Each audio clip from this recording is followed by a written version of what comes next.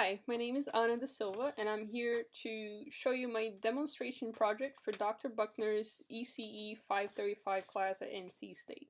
So my project is about Hall effect sensors and an application of it. So Hall effect was discovered by this guy over here, American physicist Edwin Hall, in 1879. His experiment was based on placing a conductor plate in a magnetic field such that the field was perpendicular to that plate and then passing a current through it. So as the charges would travel across the plate, it would experience the Lorentz force, which would push, magnetic force would push the negative charges to one side of the plate and the positive charges to the other side of the plate. And this separation of charges produces a voltage difference that we call the Hall EMF or Hall voltage.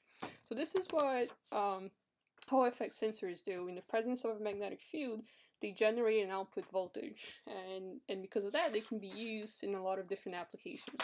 So the application that I've decided to do for this project, for this demonstration, is to build an electromagnetic levitator, which consists of a copper coil with current flowing through it, and we can use Ampere's law to understand that relationship between the current enclosing the coil and the magnetic field produced by it.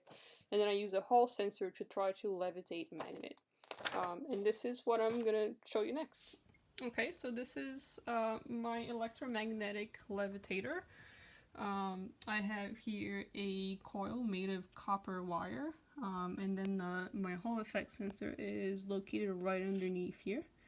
And then I also added an iron core to the coil in an attempt to create a stronger magnetic field. I don't have a lot of current going through this coil, so I tried to raise the relative permeability way higher than 1 to get a stronger field.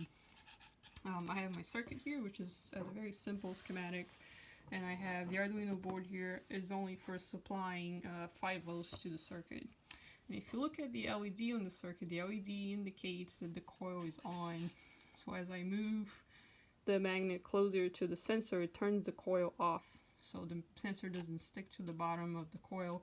And as I move it away, it turns the coil back on to try to attract the magnet up. So this works on an on and off principle, where the trick is to find the spot where the electromagnetic force or the force exerted by gravity is completely canceled out by the electromagnetic force, and then you achieve a levitating magnet. Turns out this is very hard to do. This is a very unstable system. As you can see, I can partially levitate it with the help of the tip of my finger here, but if I move it away, it will either fall down or stick to the bottom of the coil.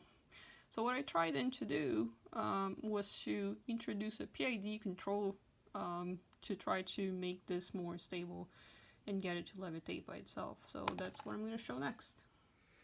Alright, so this is my setup with the PID controller. It is virtually the same setup. The biggest difference here is the Arduino board. Now I'm using it not only to supply 5 volts to the circuit, but also to read the output voltage of the Hall effect sensor and to run the controller code. So what I tried to do was by reading the voltage output from the Hall effect sensor to determine the position of the magnet, compare it to a set point, and then calculate the error, and then from there try to determine how much current the electromagnet would need to get this stable enough so it would levitate by itself. And as you see, after countless hours of trying to tune the PID gains, I couldn't really get it to a point where it could levitate by itself, although I do think it's a little bit more stable than the previous setup. So there you go.